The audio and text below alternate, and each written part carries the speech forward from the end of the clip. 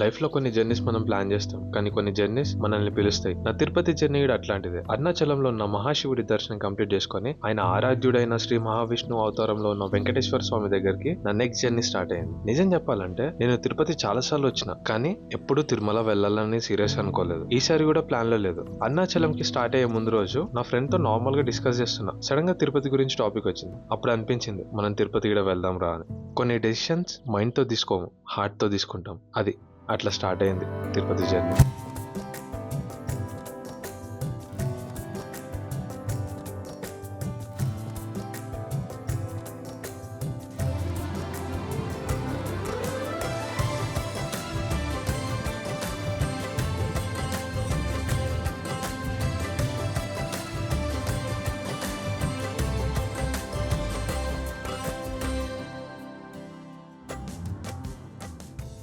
నేను చిన్నప్పుడు ఎప్పుడు వచ్చిన తిరుపతికి, మళ్ళీ ఇప్పుడే వస్తున్నా.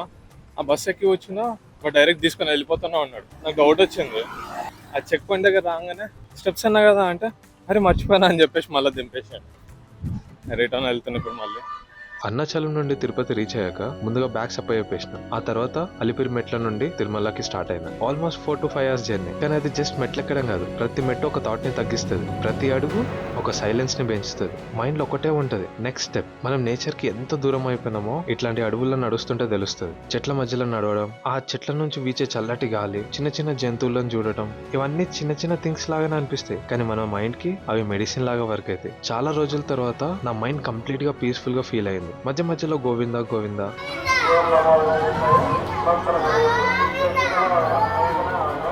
ఆ వైబ్ ని వర్డ్స్ లో ఎక్స్ప్లెయిన్ చేయలేం.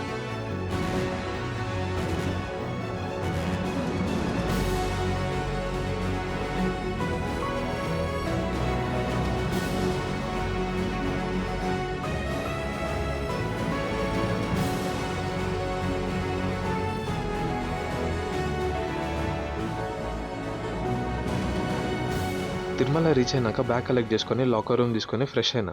లాకర్ చాలా పెద్దగా ఉంది, అసలు అనుకోలేదు ఎంత పెద్దగా ఉంటుందని. ఇదొక లాకర్ రూము, ఇదొక లాకర్ రూము. ఇదంతా చూస్తుంటే నాకు ఒక మూవీ గుర్తొస్తుంది. సమ్ స్పేస్ షిప్ ఏదో ఉంటుంది. వాళ్ళందరూ సమ్ ఎర్త్ పైన ఏదో ప్రాబ్లం అంటే స్పేస్ షిప్లో పోయి బ్రతుకుతారనమాట. ఇట్లా రౌండ్ ఉంటుంది కాలనీ మొత్తం. అది గుర్తొస్తుంది. నేనున్న ప్లేస్ లోనే అన్నదానం పెడుతున్నాను తెలిసింది. అక్కడికి వెళ్ళిపోయినా. సింపుల్ గా ఉన్న ఫుడ్ కూడా ఒక డివైన్ టేస్ట్ ఉంది. ఆకలి వల్ల కాదు, ఆ ప్లేస్ ఎనర్జీ వల్ల అనుకుంటా. ఫుడ్ తిన్నాక దర్శనం గురించి కనుక్కుందామని బయటకు వచ్చిన. అప్పుడు తెలిసింది టోకన్స్, టైమింగ్, స్లాట్స్ ఇవన్నీ. నా చిన్నప్పుడు వచ్చినప్పుడు ఇవేం లేవు. అప్పుడు చాలా సింపుల్ గా ఉండేది, కానీ ఒక్కటి మాత్రం మారలేదు, ఆ ప్లేస్ లో ఉన్న డివోషన్. అక్కడ ఉన్న వాళ్ళని అనుకుంటే ఫ్రీగా దర్శనం లైన్ లో వెళ్ళొచ్చు అన్నారు, కాబట్టి అదే డిసైడ్ అయిన. ఇంకా మార్నింగ్ వరకు టైం ఉంది. అట్లా రోడ్ పైన తిరుగుతూ ఒక ప్లేస్ కి వచ్చి సైలెంట్ గా కూర్చున్నా. అప్పుడు నేను అబ్జర్వ్ చేసిన ఒక ఇంట్రెస్టింగ్ థింగ్ ఏంటంటే, నా మనసు చాలా హ్యాపీగా ఉంది. మెట్లు ఎక్కుతున్నప్పుడు వచ్చిన హ్యాపీనెస్ కన్నా 10 times ఎక్కువ ఎగ్జైట్ అవుతున్నా. ఆ షాప్స్, ఆ లైట్స్, ఆ విగ్రహాలు, ఆ జనాలు, ఏది చూసినా తెలియని ఆనందం. చిన్న పిల్లల లెక్క అన్ని అబ్జర్వ్ చేస్తున్నా. ఇదే ఫీలింగ్ హిమాలయస్ ని చూసినప్పుడు వచ్చింది. ఆ తర్వాత మళ్ళీ ఇప్పుడే కొంచెంసేపట్లో కూర్చొని ఫ్రెష్ అయ్యి దర్శనానికి వెళ్ళిన. ఫ్రీ దర్శనం వెయిటింగ్ టైం 18 hours అన్నారు, కానీ ఆల్మోస్ట్ 22 hours అయింది. 22 hours. యాక్చువల్లీ ఫస్ట్ టైం వచ్చినప్పుడు వెయిటింగ్ హౌస్ లో కూర్చొని ఎంతసేపు రన్ అయినా అని ఫ్రస్ట్రేట్ అయిపోయినా. ఇప్పటికీ గుర్తుంది. కానీ లైఫ్ మనకి కొన్ని నేర్పిస్తుంది. ఏజ్ పెరిగే కొద్దీ సైలెన్స్ వాల్యూ అర్థమవుతుంది.